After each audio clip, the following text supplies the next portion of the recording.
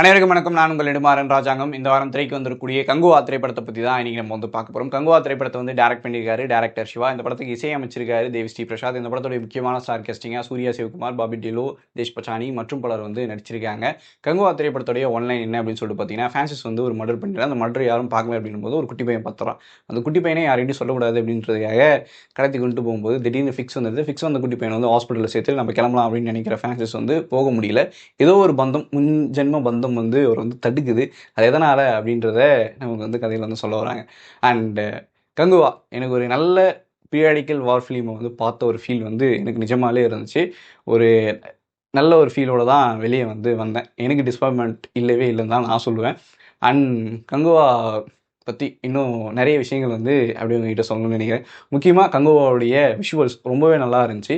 Frame by frame வந்து director உட்காந்து இதுக்காக கிட்டத்தட்ட ஒரு 2 வருஷம் வந்து படம் டைம் லைன் இருந்தாலும் இதுக்காக நான் வந்து டைம் எடுத்து நான் வந்து செதுக்கிறேன் அப்படின்னு சொல்லிட்டு செதுக்கி வச்சிருக்காருன்னு சொல்லிட்டு சொல்லணும். அந்த அளவுக்கு ஃப்ரேம் பை ஃப்ரேம் வந்து விஷுவலாக வந்து சூப்பராக இருந்துச்சு படம். அதே மாதிரி ஒவ்வொரு ஆக்டருக்குமே கொடுத்த காஸ்டியூம்ஸ், அந்த கதை சொன்ன விதம், முக்கியமாக பெருமாச்சினா என்ன, பெருமாச்சி சுற்றி இருக்கிற கிராமங்கள், அவங்களுடைய லைஃப் ஸ்டைல் எப்படி இருக்கும், ஸோ அந்த மக்களுக்கு வந்து எந்த மாதிரியான சூழ்நிலை வாழ்ந்துட்டுறாங்க, வார எந்த அளவுக்கு விரும்பக்கூடியவங்க அப்படின்னு சொல்லிட்டு கதை சொன்ன விதம், அவங்களுக்கு கொடுத்த அந்த பேக்ட்ராப், இதெல்லாமும் வந்து படத்தில் செம்மையாக ஒர்க் அவுட் ஆயிருந்துச்சு சொல்லலாம். கிட்டத்தட்ட ஃபஸ்ட் ஹாஃப் முழுக்கவே வந்து அது ஒரு 1 மணி நேரம் கிட்ட அந்த ஃபஸ்ட் ஹாஃப்லாம் அந்த பில்டப்லேயே தான் போகுது. ஒருத்தரை பற்றி அவ்வளோ விறுவிறுப்பாக போயிட்டு இருக்கும்போது ஒரு லென்த்தியான ஃபஸ்ட் ஹாஃபோ அப்படின்ற ஒரு ஃபீல் வந்தாலும் அந்த இது வந்து பார்க்குறதுக்கு நல்லா இருந்துச்சு அப்படின்னு தான் சொல்லி ஆகணும். அடுத்ததாக வந்து பார்த்தீங்கன்னா இந்த படத்துடைய இசை. ஸோ தேவி ஸ்ரீ பிரசாத் வந்து அவருடைய பெஸ்ட்டை வந்து கொடுத்துருக்காரு, இல்லைன்னு சொல்லிட்டு சொல்ல மாட்டேன். பட் ஒரு சில இடங்களில் ஒரு முக்கியமான ஒரு சில சாங்ஸ் வந்து ரொம்ப சோல்ஃபுல்லாக கனெக்ட் ஆகலையோ அப்படின்ற ஒரு ஃபீல் வந்து எனக்கு இருந்துச்சு. அந்த குட்டி பையனுக்கும் கங்குவாவுக்கும் இருக்குது அந்த இது வந்து காட்டில் போயிட்டு இது பண்ணும்போது ஒரு சாங் வந்து மணிக்கிற மாதிரி ஒரு சாங் வரும். அந்த சாங்கை வேறு யாராவது பாட வச்சிருக்கலாமோ, அவர் பாடினதை தாண்டி, இல்லை அது இன்னும் கொஞ்சம் பெட்டராக பண்ணியிருக்கலாமோ அப்படின்ற ஒரு ஃபீல் வந்துச்சு. ஏன்னா அந்த படத்துக்கு ரொம்ப சோல்ஃபுல்லான சாங், அந்த இடத்துல நம்மளால் கொஞ்சம் கனெக்ட் பண்ணிக்க முடியாத அளவுக்கு தான் இருந்துச்சு. ஸோ அது ஒரு லேகாக வந்து நான் பார்க்குறேன். அண்ட் தென் படத்தில் வந்து 3D எக்ஸ்பீரியன்ஸ் அது ரொம்ப சூப்பராகவே பண்ணியிருந்தாங்க. அவ்வளோ சூப்பராக வந்து இருந்துச்சு. ஸ்டார்டிங்லேருந்து எண்டிங் வரையும் சின்ன சின்ன ஃப்ரேம் பை ஃப்ரேம் வந்து அவ்வளோ சூப்பராக வந்து 3D எக்ஸ்பீரியன்ஸ் வந்து கொடுத்துருந்தாங்க.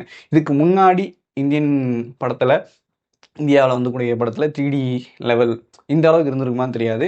பட் இந்த படம் வந்து அதெல்லாம் மிஞ்சி ஒருபடி கொஞ்சம் மேலேயே 3D எக்ஸ்பீரியன்ஸ் வந்து கொடுத்துருக்கு. ஒட்டுமொத்தமாக வந்து ஒரு பீரியாடிக்கல் ஃபிலிம் அதை வந்து ப்ரெசன்ட் டேவோட கலந்து சொன்ன விதம் இதெல்லாம் நல்லா இருந்துச்சு. பட் என்ன தான் இருந்தாலும் ஃபேன்ஸோடைய ஒரு சில போர்ஷன்ஸ் வந்து இன்னும் கொஞ்சம் அழுத்தமாக சொல்லியிருக்கலாமோ அப்படின்னு சொல்லிட்டு தோணுச்சு. தீஷ் பத்தானே வந்து எதுக்காக எடுத்தாங்க அப்படின்ற கேள்வி எல்லாருக்குமே இருக்கும். முக்கியமாக இதுக்காக தான் எடுத்தீங்களாப்பா அப்படின்றது போது படம் பார்க்கும்போது ஓலா சாங்கை பார்க்கும்போது உங்களுக்கே தெரியும். ஸோ இந்த ஒரு நமக்கு வந்து டிஸப்பாயின்மெண்ட்லாம் இருந்துட்டு தான் இருந்துச்சு. பட் ஓவராலாக பார்க்கும்பொழுது சூர்யானோடைய டெடிகேஷன் பயங்கரமாக பண்ணியிருக்காரு. மனுஷன் இந்த வயசில் என்னப்பா இந்த அளவுக்கு பாடியை மெயின்டைன் பண்ணுறாரா, இந்த அளவுக்கு வந்து இந்த படத்துக்கு டெடிகேஷனாக வந்து இருந்திருக்காரா அப்படின்றது படம் பார்க்கும்பொழுது ரொம்பவே நமக்கு தெரிஞ்சிருக்கும். கங்குவாவுக்கு கொடுத்த அந்த பில்டப்பும் சரி, இல்லை கங்குவாவை பற்றி நமக்கு காமிச்ச விதமும் சரி, கங்குவாவுக்காக சூர்யானை டெடிகேஷன் பண்ணதாகட்டும், இல்லை இந்த படத்துக்காக சிவாவாகட்டும் அவருடைய டீமாகட்டும் டெடிகேஷன் பண்ண விதமாகட்டும், அதை நம்ம பார்க்கும்பொழுது அதை ஃபீல் பண்ண முடியுது. அந்தளவுக்கு வந்து சூப்பராக இருந்துச்சு.